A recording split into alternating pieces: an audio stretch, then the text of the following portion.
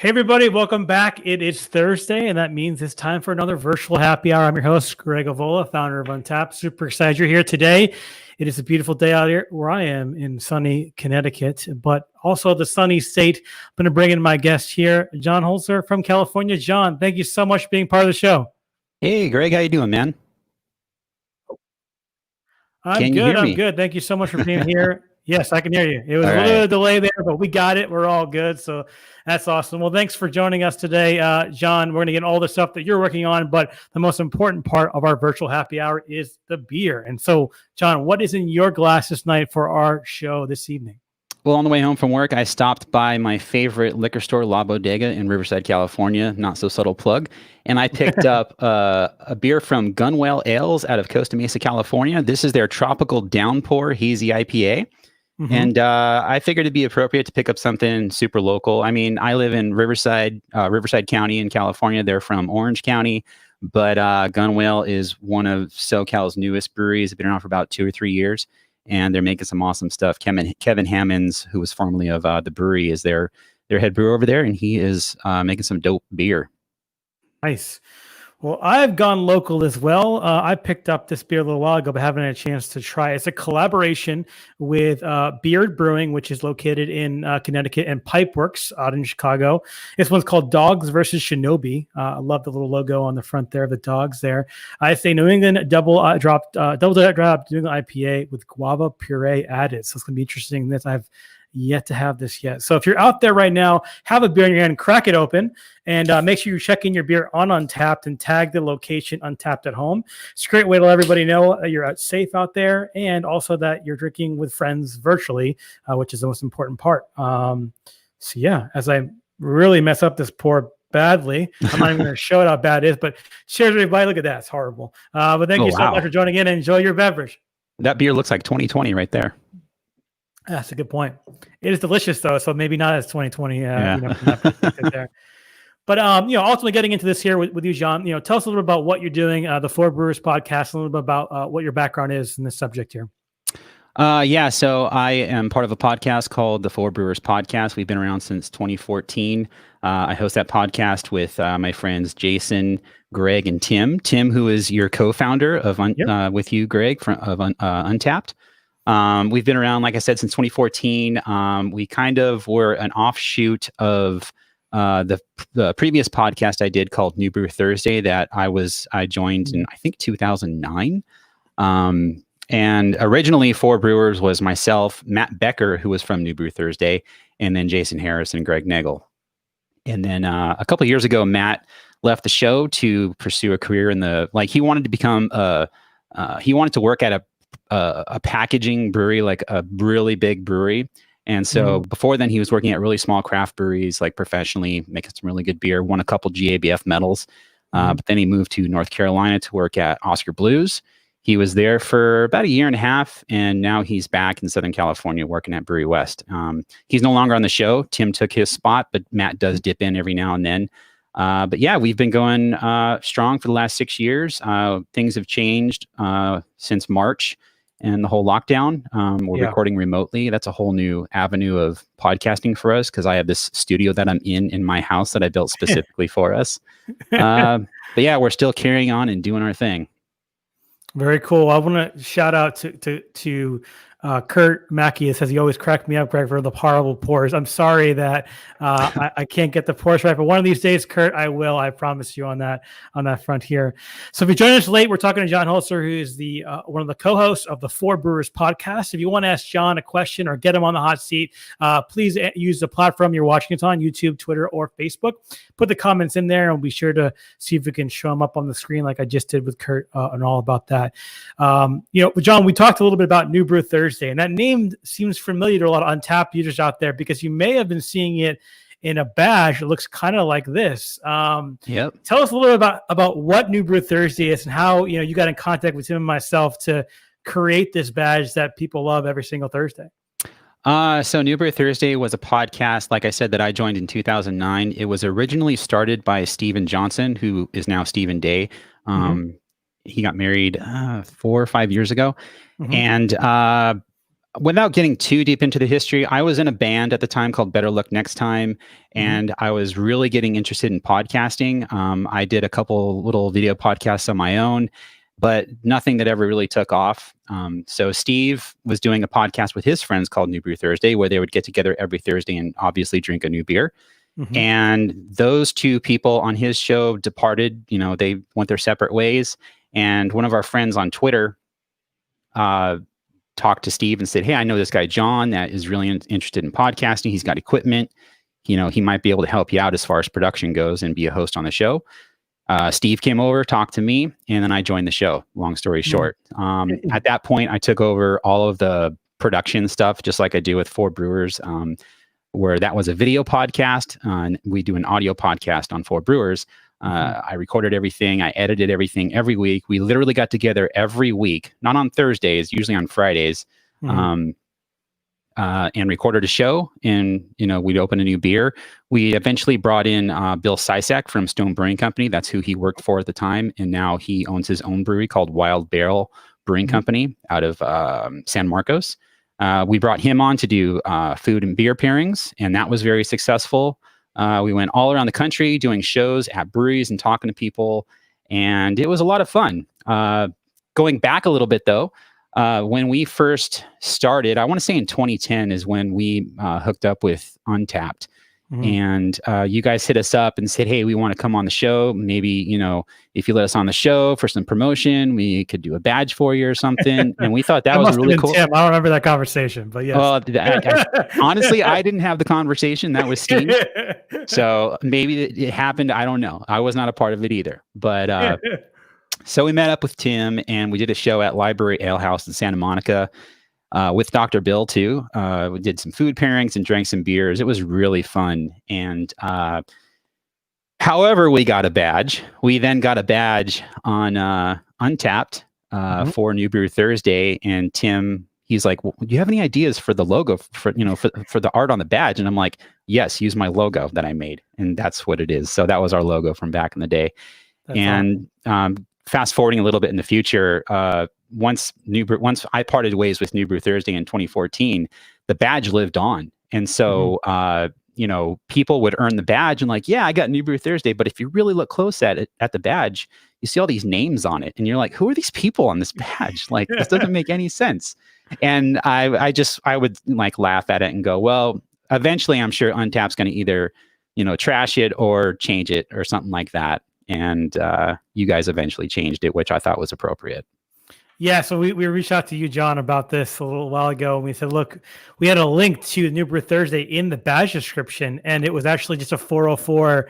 It didn't exist anymore. And we got so many people saying, "Hey, what's this all about?" And so we ended up just changing it, rebranding it, and graciously with your approval, we put it into this. But wanted to show this picture here. This is you as well at that location you're talking about. Yeah, the first ever sponsored badge we ever did on Untapped or Infinium. This must have been circa 2011, I'm assuming, or something like that, 10 or 11. Yeah, and Tim was on the show as well. He's the one with the Untapped shirt on there. And then ultimately everyone else around checking in. And this was the first ever kind of big thing we ever did, believe it or not. I mean, I'll tell you, Tim and I were super excited. We were like kids in a candy store talking about that. I couldn't wait for the episode to air so I could watch it because I was on the East Coast at the time. So it was pretty crazy to see all of that stuff come to life. So very cool aspect to it. If you didn't know about the New Brew Thursday badge, now you know the full details and very exciting stuff there. So if you join us late, just want to remind you, talking about John Holzer, who is the one of the co-hosts of the Four Brewers podcast. And I guess you're the original creator of the New Brew Thursday badge. I mean, that was your idea. We just kind of took it and put it in there. So I'm going to slap that accolade on you from that perspective. Nice. Thank you. If you have questions for John or anything about Untapped or anything else that you want to ask, use the platform that you have, whether it's Twitter, Facebook, or YouTube, and ask those questions. I'll be happy to see if we can answer them. I want to get a little bit into your background too. Besides podcasting, you're a big home brewer. Want to hear how you got started with that process too, whether that before the beer podcast or after, and some of your experiences with that. I did my first homebrew after joining New Brew Thursday. We did it was like it was an online collaboration project kind of thing called X Brew. basically kind of like what a lot of breweries are doing now, like with Black is Beautiful and Mhm. All Together, where there's a common recipe and then you take that recipe and you iterate on it and make it your own. We did something similar, but on a homebrew scale. I forgot even who organized it, but we did a stout and it was with chocolate and some other adjuncts, and we brewed it. And we streamed it online. I forgot what service we used, but it was with my little webcam and it looked horrible. But we finished the brew and we pitched the yeast, and then Steven, who from New Brew Thursday, it was fermenting in his office, and he literally threw it under his desk and forgot about it for 9 months. Oh no. Which, if you know anything about home brewing, 9 months is a little too long to keep a beer on primary. So Yes, I would say so. he ended up moving, and he found the carboy in a box that he put it in, and he's like, should I bottle this? And I'm like, hell yeah, you're gonna bottle that, dude. So he bottled it, and it was awful, which we expected. It was highly oxidized, a little infected. Right. Yeah. So after that, my girlfriend at the time, who is now my wife, she purchased like one of those 2-bucket homebrew kits from Beer, and More Beer. Mhm. And that's how I got into it. I started on that with a 5-gallon kettle. I would do 5-gallon batches, and I eventually moved up to building my own system. Now I have a single tier 15-gallon system for 10-gallon batches that I built out of old Anheuser-Busch kegs. Don't tell them I stole the kegs. And yeah, that's what I've been brewing on since. So I think I've been homebrewing now for a little under 10 years, maybe around 7 or 8 years. So. Right. You've definitely got a lot of experience there. What's one thing you probably have learned that you wish you told yourself when you first started when it comes to homebrewing? Don't overcomplicate things. Like, it's really easy to walk into a homebrew shop and just look at all the shiny stainless that's around you and the fermenters and the thousands of dollars you could possibly, potentially spend, which I have spent. I bought my first 10-gallon, conical fermenter 2 years ago, and I've used it once since I bought it. You don't need all of that fancy stuff to make good beer. Like, you look at brewers that have been home brewing for like 20, 30 years, they're still using glass carboys and their old kettles that they've had for 15, 20 years. And they're making it work with that old stuff. So you don't need to spend the money. If you do want to spend the money, I totally get it, because I'm one of those guys. I'm totally a gearhead. Like, I'm surrounded in my studio with crap that I've spent money on that I don't necessarily need. And homebrew is kind of the same way. So don't overthink it. It's a great piece of advice. Well, let's shift to a little bit about Four Brewers podcast. And for people that haven't heard it before, ultimately we talked about how you brought it to the piece here. But one thing that you mentioned earlier is it's an audio only podcast. And now, because of COVID, everything's done virtually. Talk through how that process has worked in terms of transitioning from doing more audio in person to audio on the internet, and some of the challenges you had with that. So like I said, I have a studio in my house. I'm sitting at one end, and to my left I have a mixer and compressors and all this stuff. I have control over every single mic on my table, and I have a table with 6 boom arms and mics on it. And we'd get together once a month and record 4 episodes that would get released every week. And for efficiency, that's great if you're just a regular podcast that has nothing to do with alcohol. But if you're a beer podcast, you get a little sloppy at third, fourth. Yeah, I would expect you guys don't hold back when it comes to the beers you're trying as well. So that's pretty crazy. Yeah. I mean, when we're in person, we do dump a lot. We have a dump bucket. And if, we open a 12-ounce can, I think we're drinking maybe 2 or 3 ounces, but it does add up. Right. And so we have cameras in here also, and we would stream it live as a video thing on YouTube and whatnot. But it wasn't something that we had to do. And so ever since this whole situation came about, we obviously don't want to meet and get together, because that's not the smart thing to do. So we said, well, we got to transition to doing this online. And I'm no stranger to listening to podcasts that like do their shows online. And it's basically, you get together like we're doing right now and record, except we all record our individual tracks and then upload them to a shared file. I then download everything and then edit from there. So that's been the toughest part, at least at the beginning. Transitioning from recording to one track that I had ultimate control over on the fly to not having any control over what's happening in my friend's house, Right. And if he's got a dog barking or like, I don't know, music playing in the background, I can't do anything about it. So luckily for us, it hasn't been that big of an issue. We had a couple, issues in the beginning, but it's been interesting because now I learned that having control over all 4 tracks, you're able to literally move sentences around if you want to. If someone's talking over someone else, you can just move them a little bit and it sounds like they weren't talking over them because you don't know. I edited it. You can't see it, but we do leave the unedited live broadcast on YouTube and Twitch for people that do want to watch it. And it's fun to see, if you're at all interested in editing, how an editor does things, because it's not what you see that's live if you care and you do edit that way. So it's been a fun transition though. And I think we're going to keep it up in at least for the foreseeable future. Absolutely. We obviously have our own podcast here at Untapped for Drinking Socially, and we're not as crazy at all the stuff that you do. We're just starting out, but I definitely understand your point about editing podcasts. Everyone just assumes, it's like editing a movie in iMovie. You just plop it in there, you drag a few things around. It's not that simple from that perspective. A lot of things go into it, and we're dealing with the same things where both of our podcast hosts do it remotely over the same application we're using today for the streaming, and then from there just cut it and go. Yeah, because Jonathan and Harrison, they would get together, right, and record in the same space. So I guess they're having to deal with the same issues that I'm dealing with. Same as well. We usually do them in the office in Wilmington, North Carolina. They have an area where they have a table with 2 boom mics out there, and they basically record it all separately, then mix the tracks together and do what they need to do. But they're doing it just as we're doing it right now, just record the audio. And we've actually been posting out the video of all the podcasts as well.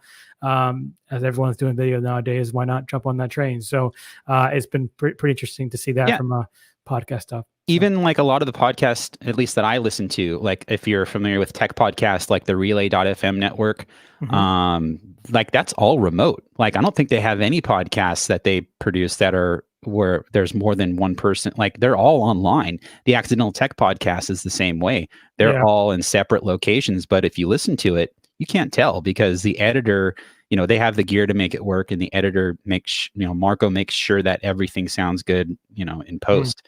So you can totally make it work, and you don't have to throw a ton of money at it, but you do have to invest in some kind of equipment and infrastructure to make it work. Absolutely. Well, let's go to some of the questions here. This one is from John HOTS, kind of very similar. It's a doppelganger from that perspective. What are some of the up and coming breweries you should keep an eye out for in the California area? I know it's a big area from a perspective of maybe narrowing it down to your area, what you're seeing from some of the local flavors of the Riverside area. Oh man, Riverside area is tough because it's such urban sprawl. Like it's just so much distance between, places. I'm going to get a little more outside of Riverside, LA County. I'm going to go to in Orange County. The first breweries that come to mind for me are Highland Park. I don't even have to say Monkish. Everyone knows who Monkish is. Like if they're even familiar with, hype beer at all. Not that I'm trying to discredit Monkish for what they're doing, but because they make incredible beers. Henry is a stellar brewer. He runs a great business, and their transition into hazy IPA was one of the smartest things he ever did to bring in revenue for his company. So I am not talking crap on Monkish at all. But Highland Park, new OC breweries, Brewery X is making some good stuff. They opened about a year ago, a little over a year ago. I believe they're in Anaheim, I believe. The brewery I'm drinking right now, Gunwale. The cool thing about Gunwale is they're in a part of Costa Mesa where you can go to Gunwale, and then literally across the street is Green Cheek Brewing's Costa Mesa location. They took that location from Barley Forge, who went out of business about a year ago, which was also a great brewery. I'm sad they went out of business. And they're also literally across the street from Windsor Homebrew Supply, which also has a location now in Anaheim, literally across the street from Bottle Logic. Like it's so cool how right there. Dude, it's awesome. I'm telling you. So if you go to like Gunwale, you can go to Gunwale, Green Cheek, and Windsor, pick up some homebrew stuff and some awesome craft beer because he also sells, bottles and stuff that are, from craft breweries and stuff. Outside of that, like there's just so many right now. Green Cheek, I mentioned them. I mean, they don't need any more recognition than they already have. Local breweries. Oh man. I mean, the place where we had our first anniversary, Hamilton Family Brewery, the first anniversary for the Four Brewers podcast, they're still going strong. They're in Rancho Cucamonga, California. They're in the Inland Empire. They were recently on a web series. I forgot the name of it, damn it, but I watched the whole thing. They were basically rebranding their business, and it's a really interesting thing to watch. And unfortunately, I forgot the name of the series, so it doesn't even matter. But they're still making great beer. Yeah, that's what comes to me off the top of my head for SoCal breweries. There's just so many, and the new ones that pop up, they've got a lot to compete with in the local SoCal market. Yeah, I mean, we were talking before the show about last time John and I saw each other in person, and we were at Bottle Logic. That was about, I believe, 2 years ago when we were doing our 7-city tour there, and just didn't have a chance to explore the area because unfortunately I was the idiot that scheduled 7 cities in 7 days for our event. So I literally had to go to Bottle Logic, do the event, get on an airplane, come back over. Now thinking about that whole process, I'm thinking that I was crazy back then. Didn't you guys work in breaks between the? Not the first year. No, the first year we did it. It was literally every day we were on an airplane going different areas. And even when we went from the East Coast to the West Coast, we didn't allot for any kind of time for that time difference and also for the thing. So it was crazy. The next year that we did it, we broke it up. When we did the West Coast, we spent an extra day in San Diego and an extra day in Milwaukee as we went back across the East Coast. But man, oh man, I remember talking to our team on that first one. I was going to the airport, going to John Wayne in Orange County, and it's like, are you still alive? You haven't got sick or something? No, I surprisingly did not get sick, but that was the craziest time doing 7 cities in 7 days when it came. Even outside of the rush of getting to the next city, it's for me, I would want to once the crowds die down and everything settles down, just hang out in the tasting room and have a couple beers and just relax and not have to worry about getting on a plane. That's what I'm thinking about. So it was the same thing for me, John. I remember sitting in those bars and as I got to the 5th or the 6th stop, I was like, I can't sit here anymore. I have to go to bed because I have to get up at 5 a.m. to get on an airplane to go to the next city. But it was amazing for all the people that are coming out. And for those that didn't know, we did this thing called the 7-city tour. We unfortunately could not do it this year due to COVID, obviously. But what it was in a certain month, we tallied the top check-ins in the cities in the United States. And then we picked those top 7 cities and we went to them and held parties in each one of those cities. So the last year we went to Milwaukee was one of them last year. San Diego as well. Pittsburgh. I'm trying to remember off the top of my head here. Pittsburgh. Somebody will help me in the chat here, but it was a long time ago. I wish I could go back and do that again, but a lot of great stages, a lot of great people, but exactly what you said. People would tell me, oh, did you get a chance to check out XYZ Brewery? And I'm like, I was there for 10 hours. So unfortunately, I barely had a chance to try beers from this brewery, let alone anywhere else. Yeah. It was pretty nuts. So, very cool. Let's go to the next question here. This one is from John, and he says, I could find it here. From Ryan Pitts said, John, if you could pick another day of the week besides Thursday for a new brew, what other day would you choose? Friday. Easy answer, right? Yeah. I mean, Thursday, I think New Brew Thursday rolls off the tongue, and it kind of plays off of Thirsty Thursday kind of thing, for if you're going out for happy hour or whatever. But yeah, Thursdays, I mean, I don't mind. I drink beer, whenever I want. But if I had to have a new beer, Friday sounds better just because, at least for me, I work Monday through Friday and, I have weekends off. So if you want to, tailor that to your own needs, whatever day is your weekend, start of the weekend day, choose that day. It could be New Brew Tuesday. So exactly. There you go. You heard it here first, Ryan. He picks Friday instead of Thursday. So let's go to another question here from Eddie. Eddie asks, do you think Hefeweizen will become a bigger thing in the craft scene in the next few years? I'm assuming he's asking this in the same vein of how Pilsners are becoming the new hotness for 2020. Mm-hmm. Okay. No, but I don't think they ever really died out. Like the American wheat beer, Hefeweizen or wit beer. I mean, I know they're not the same thing because American wheat is a lot different from Hefeweizen and wit beer. But wheat beers in general, that's how I'm going to approach this. There's still a beer, I think, in a lot of the minds of many Americans out there that are something they know. and they still probably sell pretty well. As Mhm. far as it becoming something like, oh, I got to get my hands on that Hefeweizen from X brewery, I really don't think so, because Yeah.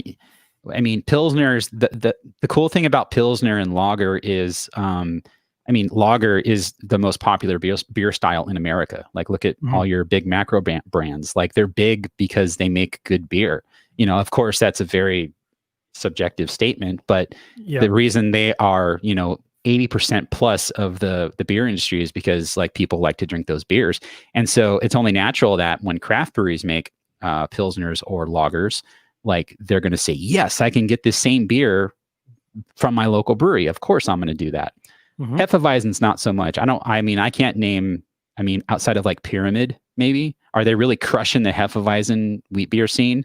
Probably not. I mean, they're the most Yeah. well known, but they're not crushing it like, the big ones are with their pills and lagers. So, Yeah. I mean, I think Hefeweizen is one of these unique styles that, I think maybe even a gateway beer and a craft beer. I think a lot of people, from the Blue Moon kind of passage there, moving through that.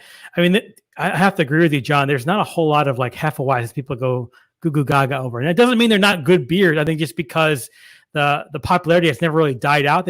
I think all major breweries or startup ones, even ones, have a Hefeweizen in their starting six potentially of sure. their beers. So I just don't think it's as popularized as the New England IPAs or the IPAs or the ones that are in there. But I still love them. They're great beers. There's a great brewery from Two Roads. Makes a great Hefeweizen here in Connecticut that I really enjoy. So there's definitely a good handful of one out there for Yeah, sure. you brought up gateway beers and Hefeweizen being that gateway beer, and you're true. You're correct. That's a good gateway beer for someone who's never had beer from a craft brewery to experience.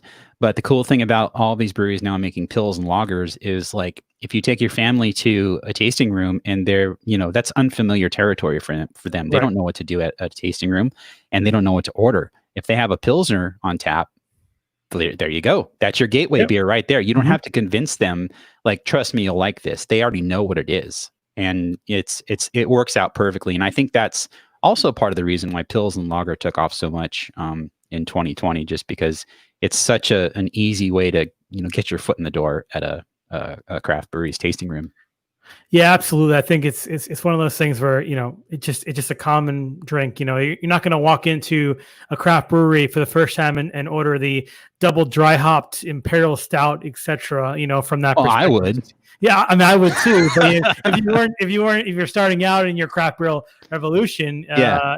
I think it's a great way to get into it because it's not as hoppy. It's more juicier, fruitier, especially that a lot of them are made with bananas as well. From the banana Hefeweizen kind of thing. So it's a great entry. But I don't see it personally as a style that is gonna graze in popularity. I think it already is as popular, but not in the popular sense that you're used to.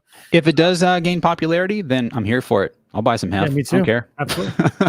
Well, we talked a lot about California beers here. Let's talk about the scene, obviously, in the area. We know that California obviously has been pretty rough with COVID-19. So what have you been seeing from some local breweries around your area and how they're trying to offset the fact that they're not able to open? I was reading a story recently that they've changed what a meal is defined in California in terms of, for breweries, and, chips and, buffalo wings don't count as that meal. Like, what are they trying to do out there to make their ends meet and continue to have a successful brewery run in California?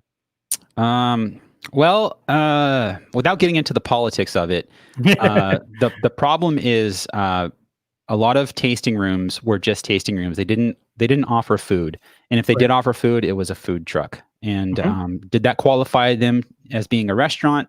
Probably not. And the other problem is we learned over time with this virus, COVID-19, that um, it's you're more susceptible to getting it if you're indoors with a large group of people, even if you're wearing a mask. So basically, the evolution went from shut everything down, okay, open up, but only if you have food, and you can do indoor dining, but we prefer outdoor. And then these breweries that don't have outdoor dining, like one I can think of off the top of my head is Wix in Riverside, California. They're in like it's not like a mini mall, but it's not like an industrial complex. It's like them and three other businesses, and they have a small parking lot. And so they're like, well, we would love to do this outdoor dining thing, but you can't drink alcohol outdoors. Right. And so magically, it's like, well, we'll make an exception right now because there's, this whole pandemic happening. So if you want to set some tables up outside for outdoor dining, go ahead and do that. And you can serve beer outside. So basically what you're seeing is you have breweries that open up and they will say that they want people to wear masks and social distance, but do they enforce it? I don't know. There's some breweries that are like that.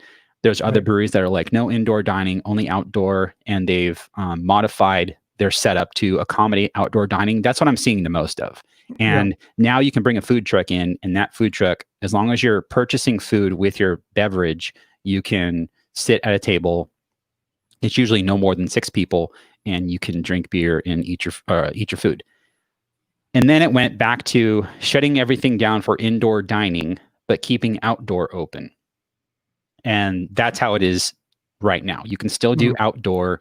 And I think it even went further. If you have outdoor seating for drinking, you can just still offer beers from your tasting room and drink outside, as long as you're distanced and, wearing a mask when you're not at your table.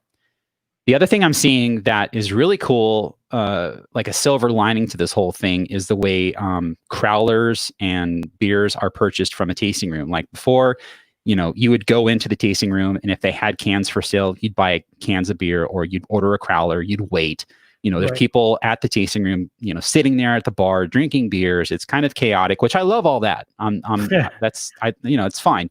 But that doesn't happen anymore, at least not right now. It's temporary. So the curbside to go, ordering online, Monkish, I bring them up again. They're one of the best ones. Like, you order your beer, and then when you get there, you send them a text with your order number, and they basically open your trunk, put the beer in there, and then you leave. Like, you don't talk to anyone. It's contactless. It's great. So that's what I see in Southern California. And I think you're seeing that in a lot of places where they're focusing more on the outdoor aspect of dining and drinking.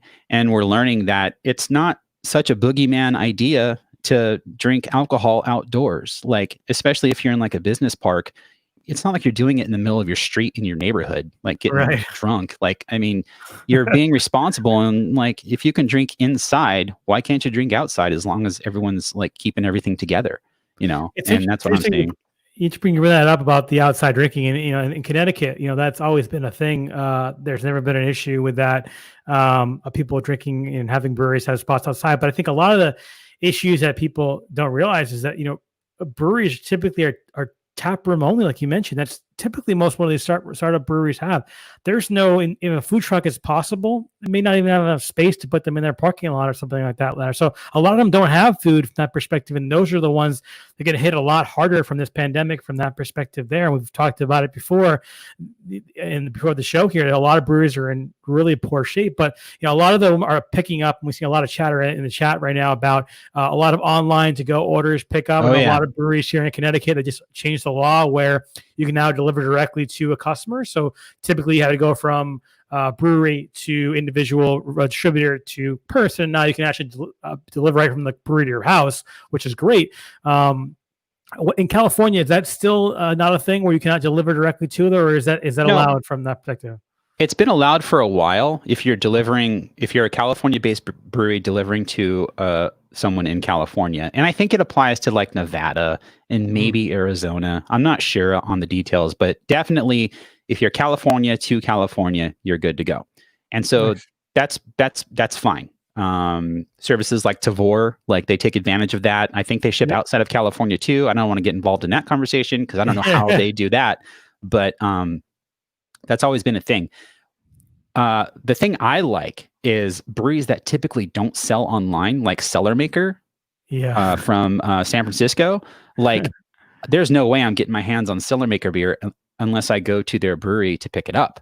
And now there's no one going to their, well, at least I'm sure there are, but like it's significantly less people going to the brewery to buy beer.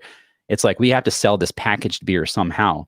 So let's sell it online, and you can buy it online. And I've had like 2 shipments from Cellar Maker since this whole thing happened, which is amazing because I never get to try their beer unless I'm like at a festival up north or something. Russian River, same way. I got Pliny for President the day it came out, and it was delivered 2 days later. Super That's fresh. great. The beer was still cold in the box. Like, it's incredible. And so, Awesome. again, I talk about these silver linings. And of course, I want these places to open. I want things to go back to normal, but I really hope they keep up these things that they're doing to work around the pandemic as a permanent thing, because for the consumer, it's great. And it's another, stream of revenue for the breweries themselves. And they don't have to do it. They just have to package it up. I'm paying for the shipping. Yeah. I'm paying for everything. Just send it to me. I'll gladly pay you.